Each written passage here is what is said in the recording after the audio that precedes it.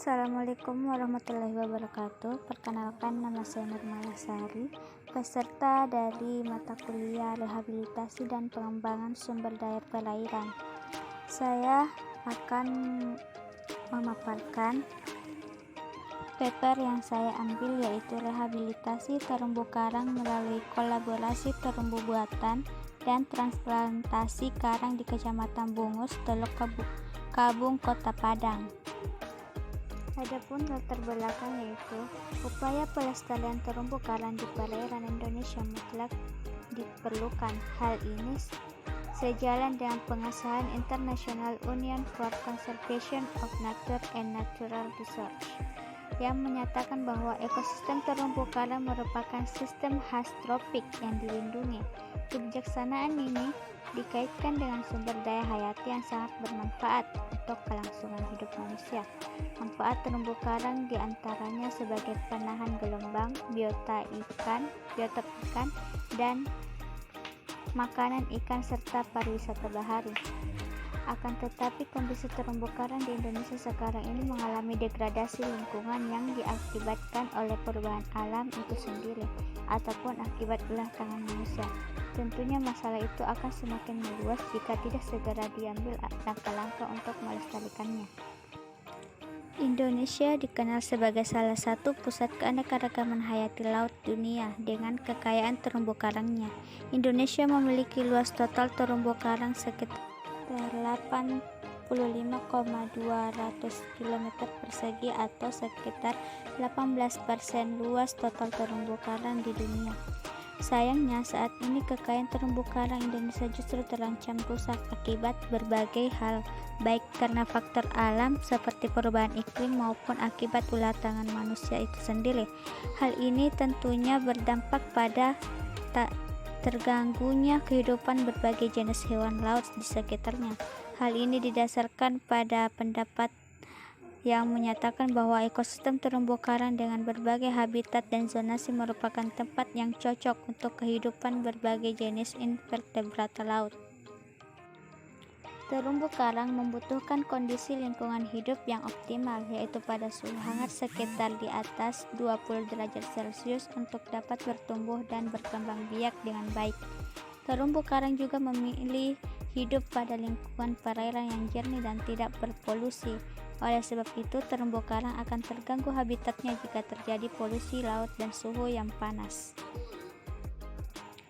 Tingginya kerusakan yang dialami oleh ekosistem terumbu karang perlu diminimalisir dengan berbagai metode.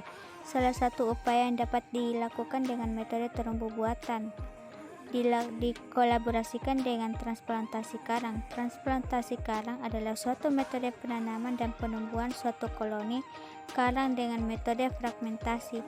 Koloni tersebut diambil dari suatu induk koloni tertentu. Transplantasi karang bertujuan untuk mempercepat generasi dan terumbu karang yang telah mengalami kerusakan atau sebagai cara untuk memperbaiki daerah terumbu karang.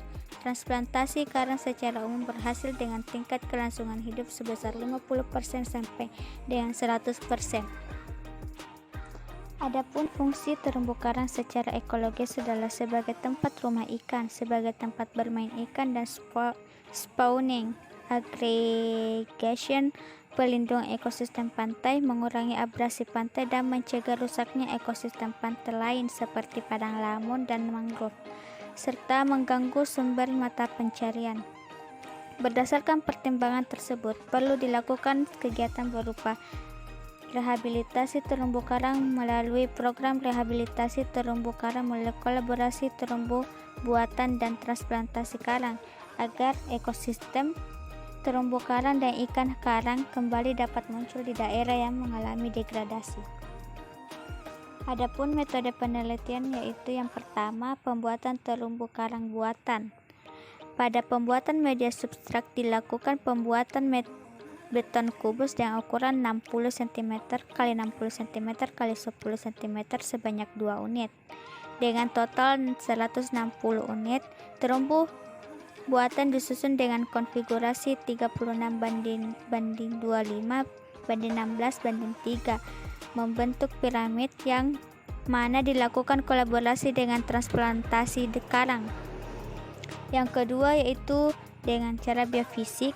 Biofisik dapat diidentifikasi sebagai kegiatan pengumpulan data dan informasi bioekologi kelompok biota yang ditetapkan sebagai salah satu indikator kesehatan terumbu karang serta upaya konservasi dan rehabilitasi terumbu karang yang dilakukan secara berulang-ulang pada suatu area yang terwakili.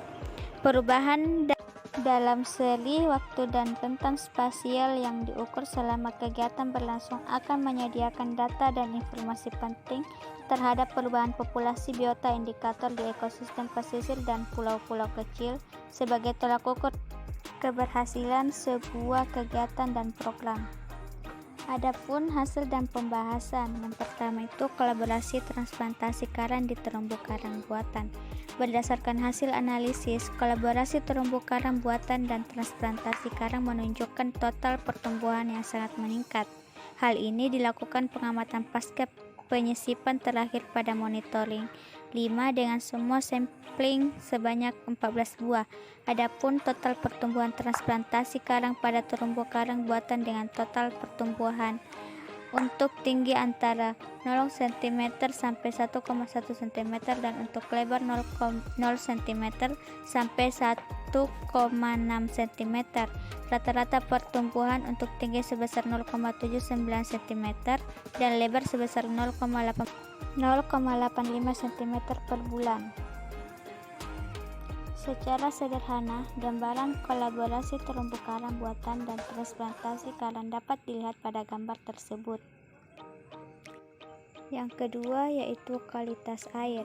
Kualitas perairan adalah suatu parameter yang cukup berperan dalam perkembangan dan pertumbuhan baik dari faktor internal maupun eksternal suatu ekosistem dalam perairan. Adapun parameter yang dapat mendukung dalam parameter ekosistem terumbu karang serta ekosistem terkait lainnya dalam suatu perairan berupa suhu udara, suhu air, pH, salinitas, serta kecerahan. Pada lokasi penanaman terumbu buatan di Gosong Bada didapatkan parameter kualitas perairan selama kegiatan berlangsung. Untuk lebih jelas dapat dilihat pada gambar pada tabel di samping. Yang ketiga yaitu terumbu karang. Terumbu karang adalah sekumpulan hewan karang yang bersimbiosis dengan sejenis tumbuhan alga yang disebut zooxanthellae. Terumbu karang termasuk dalam jenis Phylum Cnidaria kelas Anthozoa yang memiliki tentakel, berfungsi sebagai rumah bagi ikan kecil dan dari kejaran predator, tempat spawning ground dan sebagai daerah fishing ground bagi nelayan sekitar.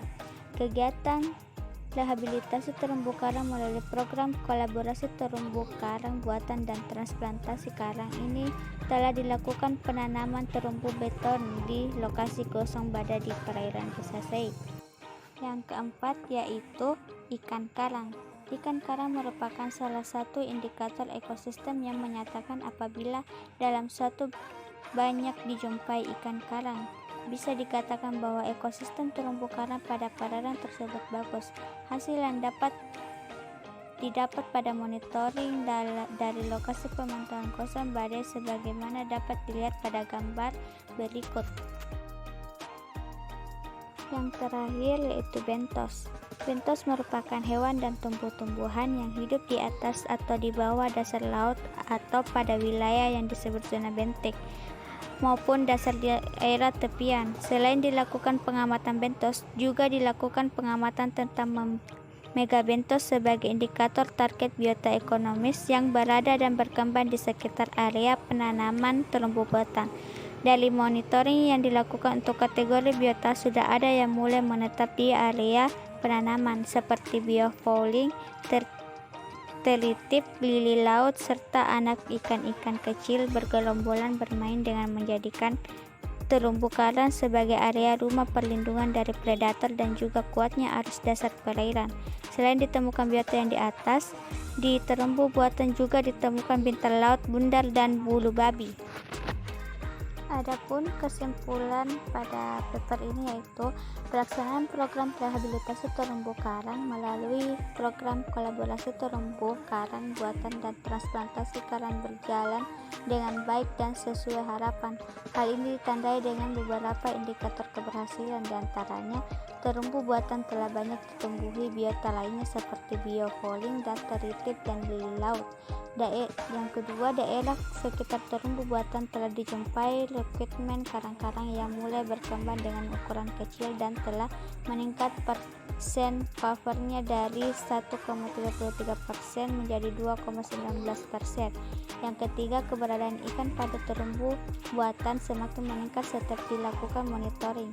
Dan yang keempat, terumbu buatan telah dihuni oleh ikan-ikan berekonomis tinggi seperti kelapu bibir tebal, dan sering dijumpai gerombolan ikan ekor kuning, sehingga tujuan utama terumbu buatan terpenuhi, yaitu sebagai fishing ground masyarakat di sekitar.